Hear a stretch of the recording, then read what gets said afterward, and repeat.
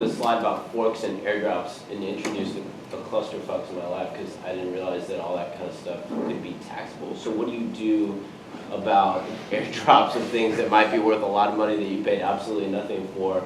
Or if you sent, I don't know, exchanged Ether for some crypto like collectible or something that doesn't have a base that you can't pull a cost basis for it necessarily other than maybe what you paid for that Ether. How do you, is any of that taxable? Is that taxable? That's a great question. Should we go back to that slide? Because that might be like this. Yeah. And whether they're taxable? Yeah, two good questions. One, something like airdrops, which you could be getting a lot of value, is that going to be taxable? And then in addition, what if you did something like buy CryptoKitty or some other asset which doesn't necessarily have a cost basis? Let's see which slide it was. This one? Or doesn't have like a running price, obviously a cost basis. It's one of the last. Yeah.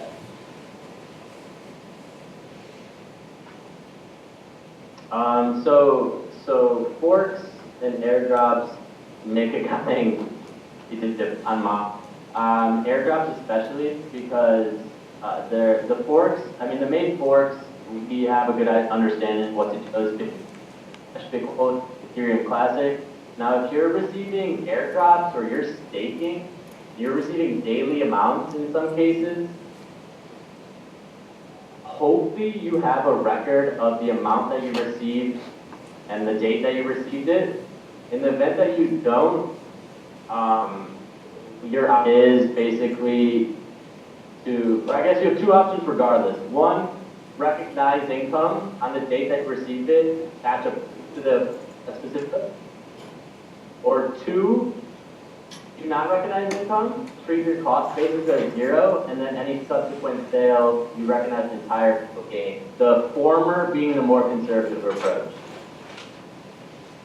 And the same thing with forks. So if you didn't sell an airdrop crypto asset, you haven't realized any gains, right? But an exchange of something like Ether to, I don't know, CryptoKitty that, necessarily. Let's go back. If you sell a crypto asset, or like an airdrop crypto asset for some sort of amount of coin, you would recognize the gain. Right, but if you didn't, so if you got airdropped and you just left it there, Yeah, and you didn't just do left anything, it there. so you have to deal with it. Your basis in that would be zero until the point you sold it, and then you'd recognize the full gain. So but with the second question about the assets, in purchasing one, is that taxable event? And then if you hold on to it, are you fine? And then if you sell it, would that become a taxable event?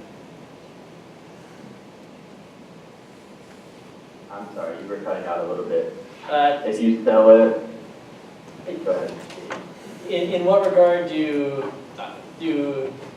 assets that you spend something like either on, for instance, CryptoKitty, is buying that taxable and is later selling that taxable?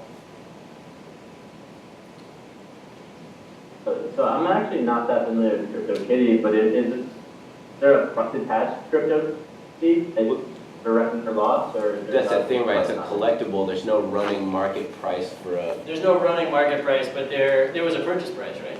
Or if it was Right. airdrop. It's like they're auctioned off. Yeah, they're auction. So it's like an auction. Right, so they're auctioned off for some amount of Ether. Right. Your cost basis is the cost basis for the Ether they use, FIFO, whatever your Right. cost basis is, right? Exchange your property. But how do you, so if you spent that Ether on coffee, we can calculate the taxable event there, right? How do you calculate the taxable event for exchanging Ether for a purple alien? The person who had purple alien said, So I think. in terms of US dollars. Or They didn't set it in terms of US dollars, they set it in terms of Ether, so. Yeah, Chuck, so I think the question is, what would your basis be, right? Would it be, say you spent 100 Ether on this auction to get like this CryptoKitty or this crypto clown or whatever you want to call it, asset. Would it be the fair market value of the Ether at the time that you swap that Ether for that crypto asset, or would it be your initial basis in the Ether when you initially purchased that 100 Ether? Well, okay, so that gets into whether you're taking a like-kind exchange or not. If you're not doing like-kind exchanges, your new basis in your crypto kitty or crypto clown would be the ether that you contributed at the day. So transaction, that's your new basis. Yeah, Now, if you're doing like-kind, then you're potentially carrying the basis over. yeah, and I don't think there's any way that would be a like kind. We're not? You go. The question is in regards to using crypto assets to collateralize a loan. Is there any tax event related to collateralizing a loan with a crypto asset? It's a great question. Yeah, that's a good question, such as salt. So to be honest, I'm not positive. I know that in the case of salt, that you can buy salt skin, and then I believe you can pay off your loan principal at $25. So if you buy salt, that's for I would, if you're doing something like that. Other than that, I think there's no like event besides the normal loan situation. Yeah, I think it would work. But if there's any arbitrage, you're recognizable. I think you would have to look at it like almost any other secure transaction. Because, I mean, with something so volatile, right, you say, okay, I'm going to collateralize just with 10 Bitcoin. That 10 Bitcoin is worth $1,000 at one point, could be worth $1 million a few years down the line. But almost like saying, I'm going to collateralize this loan, this mortgage for my house, right? My house could be worth $100,000 this year, $500,000 a couple years down the line. You know, you don't pay up on your loan, you're still going to benefit your house. But how would that be different that the collateral is in a foreign currency that is subject to fluctuation? It's not a foreign currency, it's a... No, but I'm saying, what is different? What is the difference between the collateralized loan and a foreign currency? No.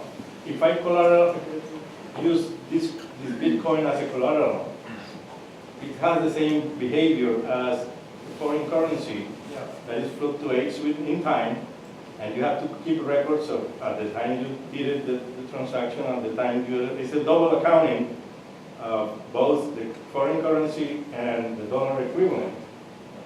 So I'm just confused that it's the same concept. Yeah, so it is the same concept, but you, for intents and purposes now, at this point in time, you would treat that Bitcoin as an asset that just tends to have very frequent fluctuations in its value.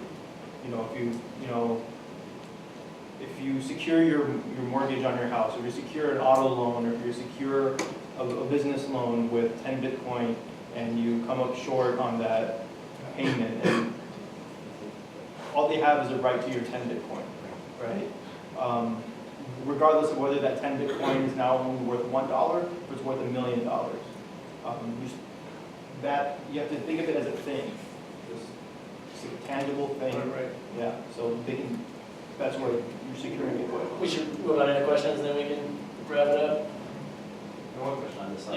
Yeah. On that first line there, the other income, is that the concept of like, for income tax income for the forked coin piece? That there's, in addition to like the capital gains pieces of it, that we need to report forked coins like mining, like other income that it is we've gained there? I guess my question for that is for coins or forks that like immediately tank in value. I'm thinking of like Bitcoin Diamond. Yes, it came from Bitcoin, which say it was like $8,000 the day it forked from like on the side there, but then it immediately tanked.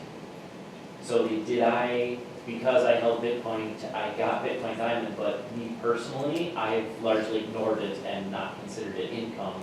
And indeed now, if I were to go look at it, it's not worth a whole lot. But by that line, is that saying that I really need to, I need to report it as I gain $8,000 a coin per Bitcoin Diamond the day I that forked? If that Bitcoin Diamond tanked, I would think you have to report it. But I haven't sold it, it's just, Yeah, you might it's not be. ignored it. So I think until you have a realizable tax. Okay, yeah, let's chime in. So that's one route. Here's sort of an alternative that I was suggesting. Now, think of reasonable books, such as Bitcoin Cash, Bitcoin Gold. given the volatility of the fork day, I think it is reasonable, and I talked to a number of accounting groups as well, to take like a weekly average, or even like the average today, for something close to long, to get a more stable price and a more like realistic price. And once for the coin, I would argue that this is not applicable for the 2017 tax year. So with Coinbase, there's 20, that gets into like whether you constructively received it or not. That guys point on August 1st for the Bitcoin cash flow. But I don't think you should be recognizing $8,000 as another. I think ridiculous. I think if you are going to recognize other income, take a more stable price a few days after, and stock you in. Let's take a couple more questions. What about coins that pay something like a dividend? Like I know only Neo pays out in yes, so how would you go about reporting stuff like that? Chuck, coins that pay dividends such as gas for Neo, are they treated the same way as airdrops? Yeah, kind of the same thing in my opinion. I mean, you'll get a couple different opinions for different accounts, but reporting it as fair value received gas in other income, which is right before the adjustments on the front of the 1040, sort of starts at the bottom. And then any sub gain, if you sell the gas for a gain, that would be the capital gain that you report. Or, I mean, and that is the conservative approach that's advised to clients. There is an argument to be made that you take a zero cost basis and report all the gains when you sell it. Hi, when the IRS subpoenaed Coinbase, did they get the GDAX transactions also, or is it just Coinbase transactions? Because most of the Coinbase transactions would be substantially smaller, you would think. That's a good question. Personally, I don't know. It's something I should look into. You were down here. Do you think that's the case? They're they're the same company, that I believe, like, it might be a subsidiary. Subsidiary. Like, entity. Yeah, so I'm not totally sure what pool it came from. You think that they would have done their research, knew that they were related, and then gone for both of them? Because of all the coverage that I was looking at in researching it, didn't mention GDAX. Nothing. And Coinbase didn't mention GDAX in their email. Nothing. So maybe they've, and you know, they're related. I'm not sure they're the same entity. They are the exact same entity? So that's kind of interesting. And then I think that's a question of, was that tactical on part of the IRS? Does that inform why the IRS said, well, most of the users are low volume, and so that's a good thing to look into. Well, the other, it's been a while, but when we did the KYC with Coinbase, I remember giving up my social security number to that. My Yeah, driver's license and stuff like that, but I thought that they stayed away from the social security numbers. I just can't remember. yeah, and it's been a while since I signed up. I know that that Kraken and Colonial Finance, some of the other, you know, the tiered versions, and the date on which those came online, I'm not sure of. When I signed up, I didn't have to do. I don't remember that. Yeah. And then one other quick question, is somebody using something better than Blockfolio right now? Tracking that info. I use Blockfolio. Rorschach recommends bittracking.info. The coin tracking, Oh, info, which coin was tracking. mentioned before, yeah, which that one, it was mentioned they have a free tier, both for tracking any transactions. If you have less than 200 transactions, it's free. If you hit up against that, then it's a fairly steep jump up to the pro, and it's over $100 to jump up to the pro tier. So I think we'll take one last question, and then we'll stick around, and then Chuck will hopefully stick around on LA's Facebook Messenger, so we can talk to him a bit more. So is, when I have to file my 8949, is that purely for my US dollar transactions? Chuck, 8949 purely for USD. So, that gets back into whether you're going to be taking a lifetime approach. If you are taking a light approach, that you can out for any amount, any transactions that you don't take that approach on. If you are reporting every gain and tax not take that election, then you would have all of your crypto trades in some form, in some fashion, in your tax return. Whether it be summarized on 8949 and then it's, or every trade listed on 8949.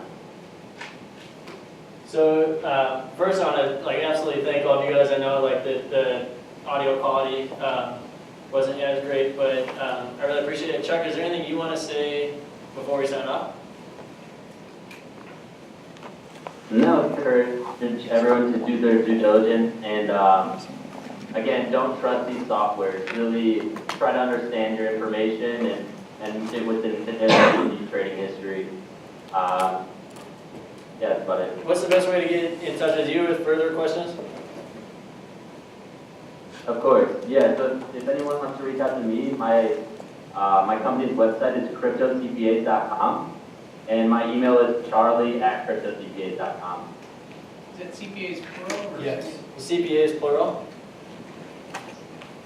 Plural. and it's Charlie IE, right? Charlie.